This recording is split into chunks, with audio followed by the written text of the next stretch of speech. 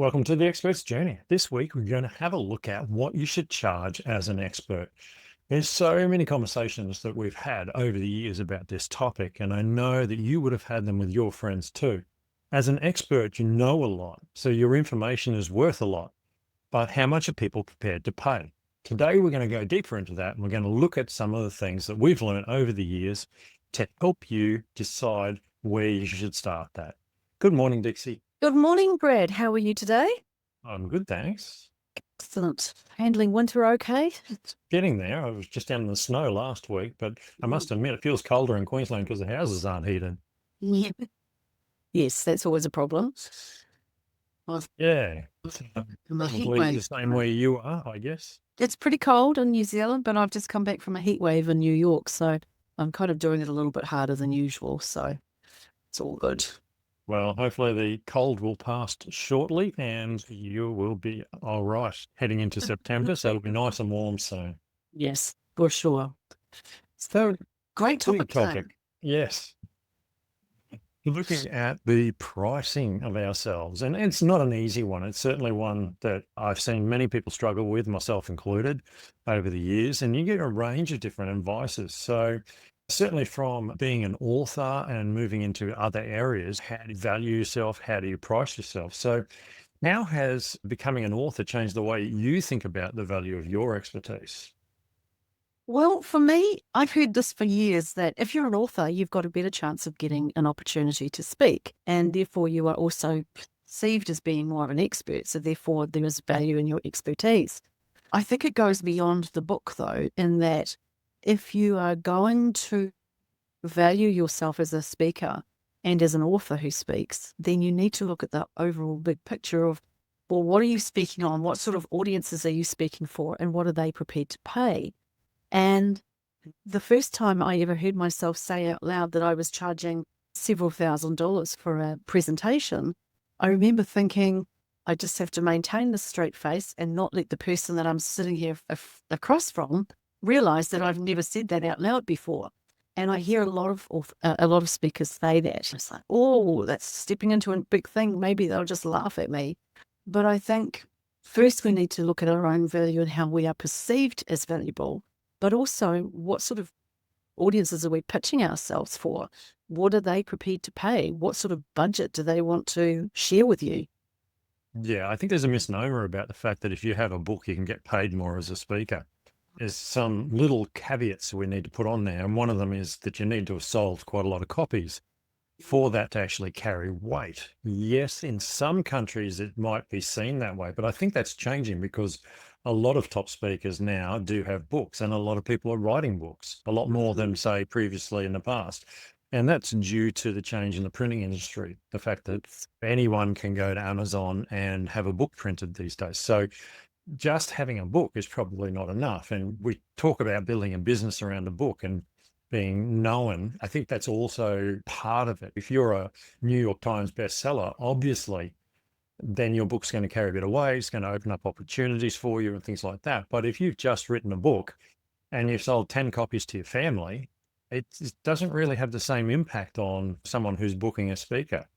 Absolutely. And I think there's a huge variation in being, as you say, a New York Times or a USA Today bestseller, of which you have to have achieved a certain amount to get onto those lists. Being an Amazon bestseller is, in some instances, worthy of note for you as a speaker. But I think it's more if you have sold a certain number of copies, if you are recognized as an industry bestseller, if you have a million copies sold, certain people reviewing your book, if they are really well known or famous people, those sort of things potentially carry more weight. And also how many books you've sold or how many books you've produced or published. There's a big difference between someone who's written one book versus someone who's written half a dozen or even a couple of dozen books. And that means across the similar topics. So not just, 10 books across 10 different subjects. So I think you have to look at the overall value that you are placing on yourself and how you are sharing that value. And so if you are pricing your book based on your time, your confidence, that's a really big part of it. Looking at the market, or maybe you want to look at the transformation that you provide. So, for example, if you can say, as part of your speaking pitch, for example, these are the things that are the takeaways. This is what people will get when they've worked with me, or this is the book that will go with my presentation, or this is the presentation that is part of reflecting back on my book. Yeah, absolutely. I mean, many people use books as part of the presentation. You book me and I'll give you a copy of my book as well for everybody in the room. And if you build your speech a certain way, you can basically work out a chapter one of your book and then everybody can continue reading. They take a bit of you away to read afterwards. And That's right. there's that side of things. So you can package things up and charge more for that. Plus, you also build that ongoing learning for the people in the room. And you do need to look at all of the other aspects. As you mentioned, your market is one. Some markets pay high dollars for ideas, others don't. You're standing within the market. If you're the lead person in your market and you've been doing it for 20 years and you're head of the biggest company, you're going to have a greater impact than, say, someone who's just started in that market. So there's a lot to be looked at. Now, all of those things can be worked on and we can grow our skills in that area. And certainly working with someone who's a specialist in marketing in that area to work out how you step up through those things is really important. But don't just jump to conclusions because someone says, oh, you've written a book. Well, you should be charging $10,000. Exactly. And the other thing too to remember is that sometimes you may end up being able to say, well, this is the budget that I expect, or this is the payment that I expect as a speaker from your speaking budget. But if I also make sure that my book is available, then maybe that comes out of the marketing budget or an additional budget that the conference organizer has.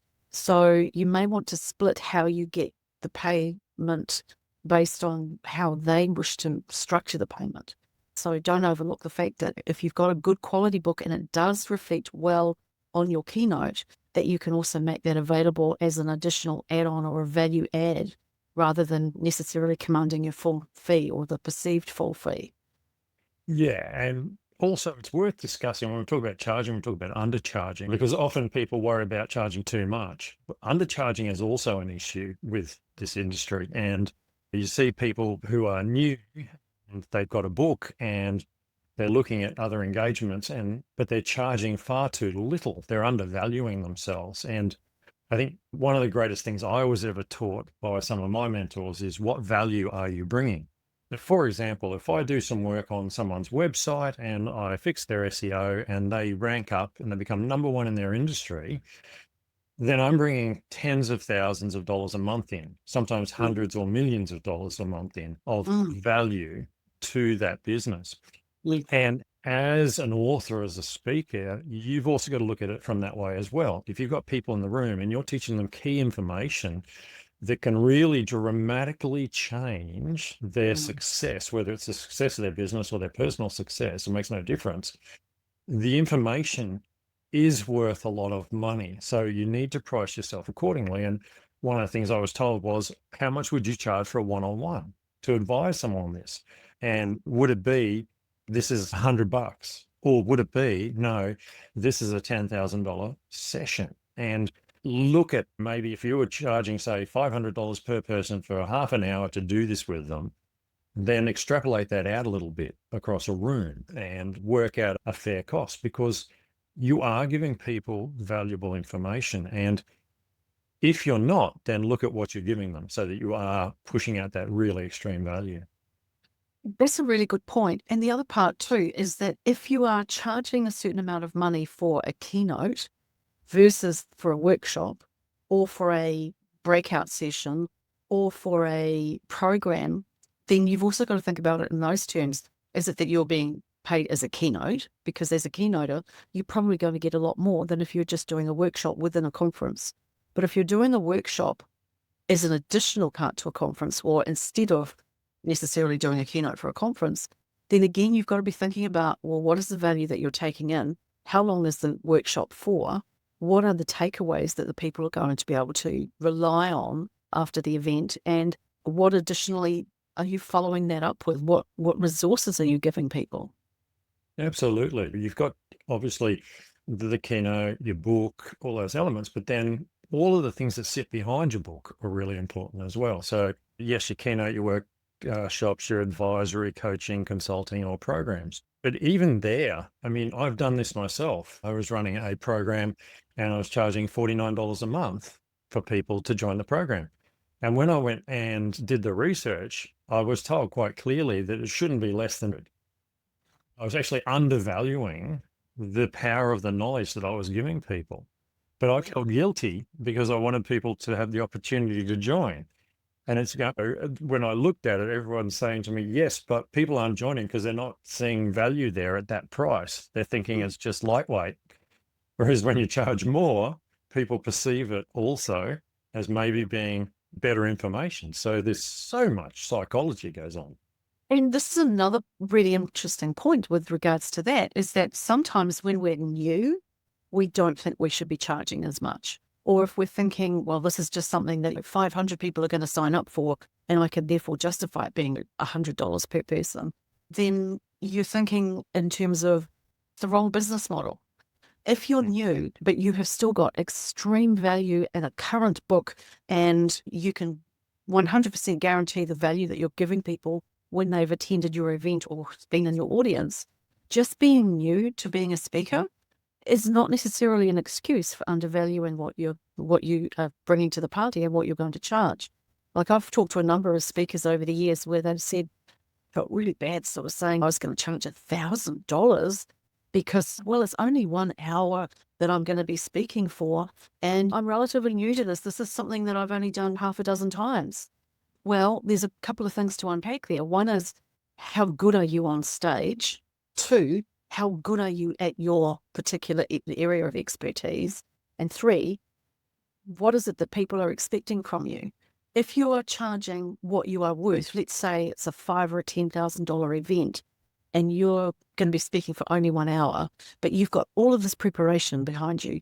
It's like the guy who did the Henry Ford story, I think it is, where he goes and spends 2 minutes fixing one little thing and knows how to tighten the screw, and the guy's confused about why he's charging so much. And he says, there's all of these years of experience that have brought me to the point where I knew what to do in 2 minutes, rather than you paying someone who's less experienced for 10 hours of time. It's that same kind of concept. You have to know that your value comes from all of the years that you've put into becoming that expert, not just the 1 hour of in front of audience time. Absolutely. And there's another thing to consider too. When you're new, just because you're new doesn't mean you don't know something that no one else knows. An example of this is, for example, doing videos, viral videos. If I was to go to businesses, I can guarantee that 99.9% of businesses do not know how to shoot a viral video. Yeah. Now, you may be really young and new, but that information is invaluable. People don't know it, and everybody wants a viral video. So the value of your information is so much higher than you perceive. It's got nothing to do with being new. It's the fact that it's unique. You found something special that makes you so different to everybody else in the market. And many authors actually fall into that category, but they don't know it. They don't realize they discovered something completely unique. Yeah, exactly. And that happens again and again. And I think we, as a society, undervalue or have a perception of undervaluing young people. When in actual fact, some young people know significantly more and have huge value that surpasses someone who's been doing things on stage or writing half a dozen books for a number of years. So I think we need to rethink, as a society, the value of what expertise should be placed, how we should value expertise. Absolutely. And I think that's the key word again, value. There's the value of the information is very high from a business perspective. So therefore it's actually worth a lot of money. And if you are feeling insecure about how good you are at delivering on stage, and you are expecting, or you are being offered a huge amount of money to be a keynote speaker or a significant workshop facilitator within a conference setting, then focus on making sure that you deal with those things that are making you feel insecure about charging that kind of money. It doesn't take a lot of effort to actually practice and understand the industry and get good and feel that you are huge at delivering that value.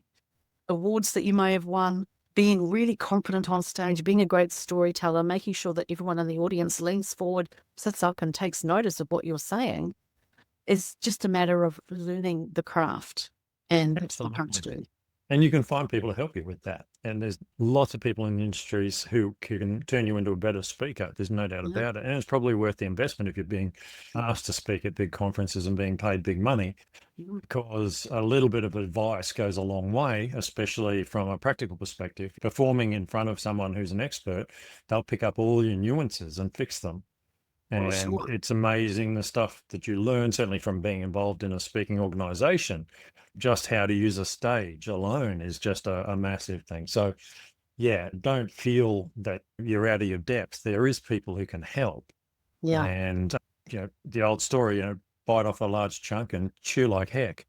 Because opportunities don't always come around too often. So you should really grab them. I always try and say yes as much as possible, not no, because I think it gives you opportunities that you won't have if you don't at least take a shot at them. And practice solves most problems. Let's face facts. And then the other thing you want to be thinking about is what paid offers could you have that naturally sit behind your book? For example, when you're developing your book and you're thinking about the book, even at the beginning of starting the book, start with the end in mind. What sort of workshops could you offer? What are those? What sort of coaching or consulting programs could you also develop as part of just writing the book?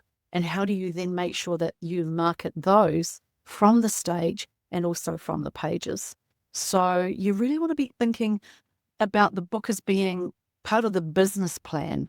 And like any good business plan, you've got to start with the end in mind. What is it that you are actually wanting to achieve with this? And how do you make sure that adds to your value, your perceived value as the expert that you are? Absolutely. And look, that probably brings us to our final question, was what would you need to change for you to feel comfortable charging at the next level? For me, I was told to just go stand in front of a mirror and start saying it to someone. I charge $10,000 to speak. And that's a hard thing when you think you're $1,000 speaker. But to be able to do that, sometimes you've actually got to stand and look yourself in the eyes and practice it and Yes. used to it. There might be that you add some extra value so that you feel comfortable with what you're giving people. They Mm. get extra value. It's not a great strain on you, but you feel comfortable charging more. There's lots of ideas on this, but you do need to feel comfortable saying the words. And the more you do it, the better you'll get. And honestly, the more people will pay you.